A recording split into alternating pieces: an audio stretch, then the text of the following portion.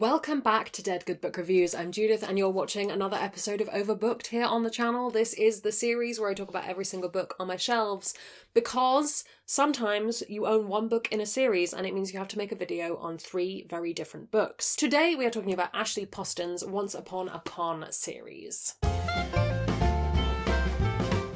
Some quick disclaimers before we start. I only own one of the books in this series physically, and it is the 3rd book, Bookish and the Beast. I was sent this for free for review from the publisher. Regardless of where books come from, nobody is paying me to talk about books except my patrons, and all opinions are my own. I'm going to keep this as spoiler-free as humanly possible. These aren't complicated books. I don't think you need to worry about me spoiling anything, but if you do want to go in knowing absolutely nothing, pause the video, come back when you've read them and we'll talk then. And I will link the story graph for the series down below in case you want to check out any user-generated content warnings. Would think this was a heist series, but no. Con as in convention. Geeky, nerdy, fan fiction-esque YA contemporary books. I would go as far to say they are the closest to a fantasy a series can be without actually being one. And you would think I would mean science fiction because they do have space-related stuff, but no. I mean fantasy. So yes, YA contemporary series from author Ashley Poston, who has also written a bunch of other stuff. I've only ever read these books of hers. I'm not super planning on reading any others. There's not a criticism of this series. I'm going to come on to what I don't like about it a little bit later, but it's not really my thing. It's not what I typically read and review on this channel. I appreciate I've done a couple of YA contemporary reviews this month, but that's not the norm. Geekerella, the first book, came out in 2017. It was followed by The Princess and the Fangirl in 2019, and in 2020 we had Bookish and the Beast. Geekerella is a Cinderella retelling, unsurprisingly. Princess and the Fangirl, Princess and the Pauper. We're getting there.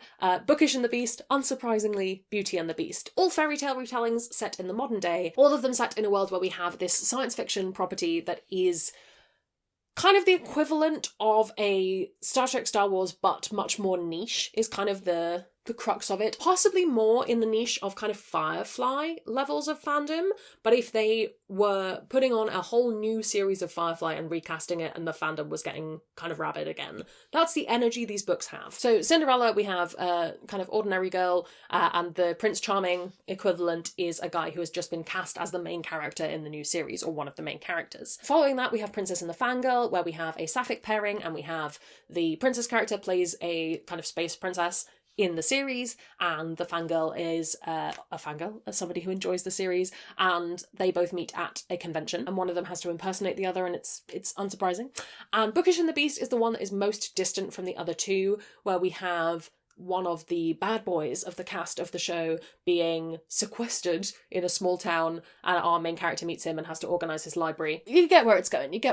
Biggest selling point of these books: they will turn your brain off in the best way. They will make you absolutely not have to have a single thought for the entirety of the book. I think I read all 3 of them across 2 days, maybe 3 days, and I had a good time with it. They are kind of mindless. They are very silly. As I say, I think they are more close to fantasies because the things that happen in them would never happen to anyone.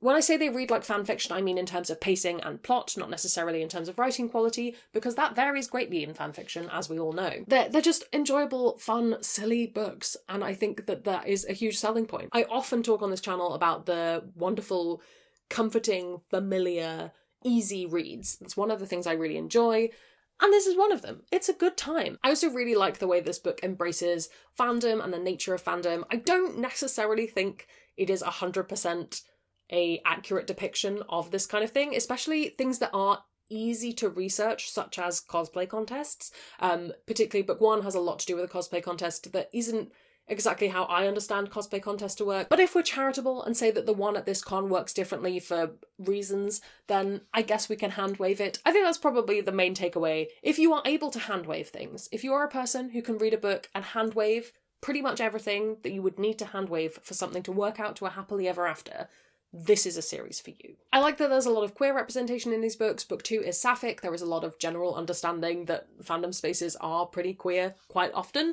which I enjoyed, though the other 2 books in the series are obviously very, very hetero. Yeah, I don't know how much more I have to say that would sell you on these. If they haven't already sounded like a fun time, I don't think they're gonna become a fun time for you.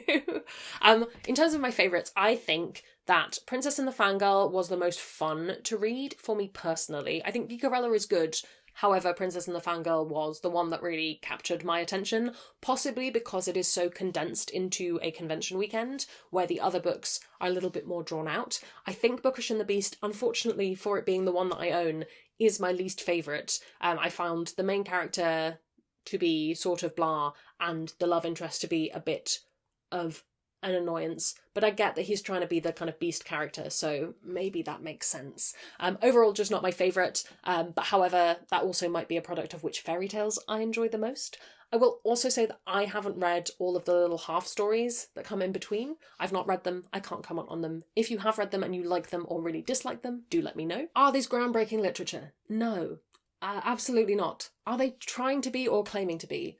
100% no. They are selling you exactly what they are. They are telling you what it is on the tin, to the point where the cover design doesn't even put faces on them, because you are very clearly meant to insert yourself into the narrative and live your little fanfiction dreams. Of course the main character from a TV show would fall in love with me via a phone that he doesn't know I'm at the other end of. Of course he would.